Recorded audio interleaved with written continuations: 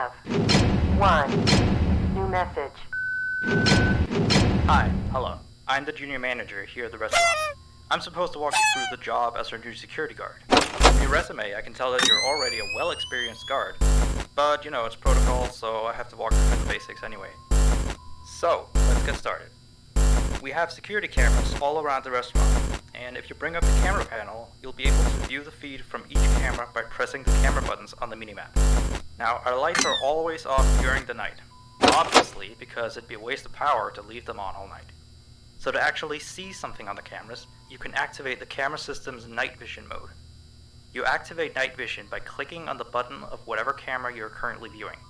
So for example, say you want to see what's on camera 1. You bring up the camera panel, you click on the button that says Cam 01, and then to use night vision, you click on Cam 01 again. Once night vision is activated, you can click on any of the other cameras and view them with night vision as well. And you turn it off the same way you turn it on. Now, night vision takes more power than regular vision, so make sure you use it sparingly. Your first priority as a security guard here is to keep an eye on the animatronics. Those are really expensive machines, and we do not want them stolen. And you keep an eye on them through the cameras. We have quite a few animatronics here at Candy's. There's of course the cats Candy and Cindy, there's Chester the chimpanzee, there's the penguins, just lots I tell you. So, you also have 3 security doors in your office, each of which can be closed by pressing the door button by each door. These are here in case you're in some sort of danger, but personally I just use them to shut myself off from the world when I need a break. But don't let me be a role model on that one. You need to remember that closing these doors takes power, and the longer they're closed, the more power they drain. Now, I know that sounds kinda backwards, but you have to trust me on that one. I think it's something about the doors having an automatic fail-safe feature in case the power gets cut off, you know, so they open up if there's no more power. All I know for sure is that they do use more and more power the longer they're closed, so you don't want to keep them closed for too long at a time. Now, the reason I keep mentioning the power is because the restaurant uses a backup power generator at night, which only has a certain amount of juice in it. So anything from viewing the cameras to using the security doors takes power. You can see how much power you have left on the computer on the desk in front of you. Try not to run out of power. If you do though, you won't be stuck in the office since the doors will always open up anyway. Oh, and one last thing. The animatronics aren't completely turned off at night, so they might start walking around a bit. But just be careful not to let any of them into the office, cause we have stuff in there we don't want damaged or anything. Though don't bother with the ticket booth door, they won't attempt to get in through there. That should be all. You'll hear from me again on your next shift. Have a good night.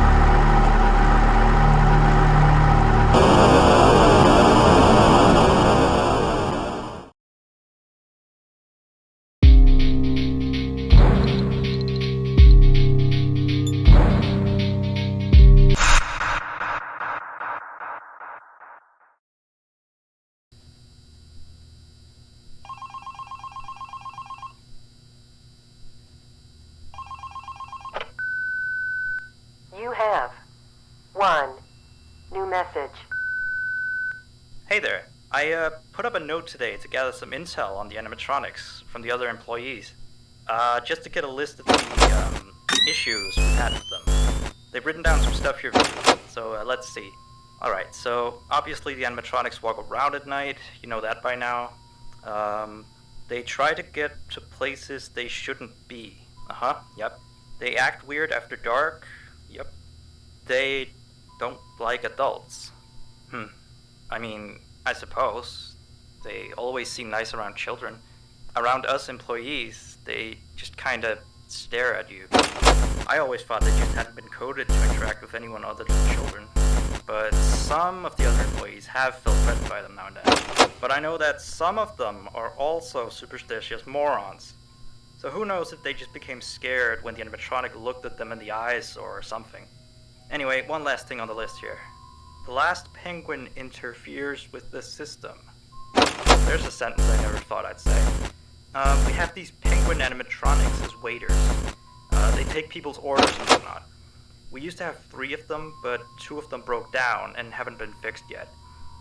I think they're referring to the 3rd penguin that still works, or, well, apparently it doesn't quite work. So yeah, definitely don't let him into the office. His presence alone could probably destroy our systems. Well, that'll be it for now. I'll be sure to leave another message for your next shift.